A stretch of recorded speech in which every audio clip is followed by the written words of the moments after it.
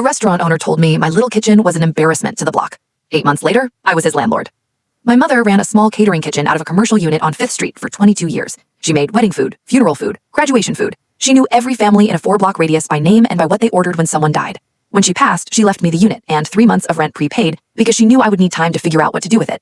The man next door was named Vincent. He ran an upscale restaurant that had been written about in 2 local magazines and had gone to his head completely. The week I came to clean out my mother's things, he knocked on the shared wall 4 times and then appeared in my doorway. He looked around slowly. He said my mother had been a sweet woman, but her operation had always brought down the aesthetic of the block. He said if I was smart, I would sell the unit to him directly and save myself the headache. He said whatever I was thinking of doing in here would never compete with what serious restaurateurs were building in this neighborhood. He said the word serious the way people say it when they mean you specifically are not.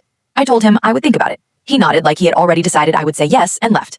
I spent 2 weeks going through my mother's files. She had kept everything. Lease documents, permit records, city inspection reports, health certificates, everything in labeled folders, going back 19 years. In the 3rd folder, I found something that made me sit down. My mother owned the unit outright, no mortgage. She had paid it off in 2009 and never mentioned it to anyone, including me. I also found a document from the city assessor's office showing that the commercial property line for our block had been redrawn in 2017. The redrawing had shifted the boundary in a way that put a small strip of land, including the external wall of Vincent's kitchen extraction system, technically inside my property's footprint. Nobody had acted on it. My mother probably never knew. Vincent definitely never knew. I called a commercial property attorney. She confirmed everything I had found. She said the encroachment was documentable and actionable. She said I had options. I spent 3 weeks deciding which option I wanted. I did not choose the one that maximized money immediately. I chose the one that was most permanent. I filed a formal property boundary claim with the city. The process took 11 weeks. During those 11 weeks, Vincent had no idea anything was happening. He waved at me once in the parking lot with the specific warmth of someone who assumes you are about to do what they told you to do.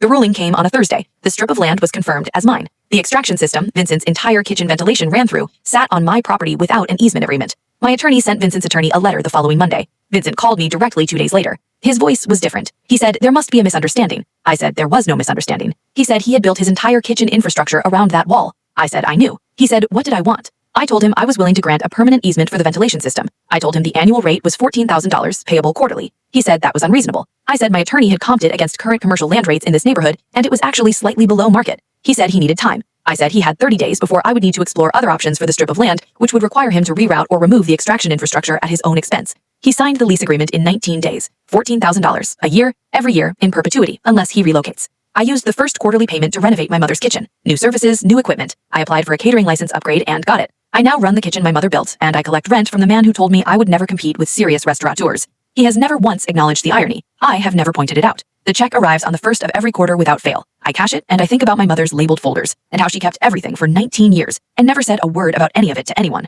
I think she knew something I did not know yet. I think she knew the block always pays its debts eventually.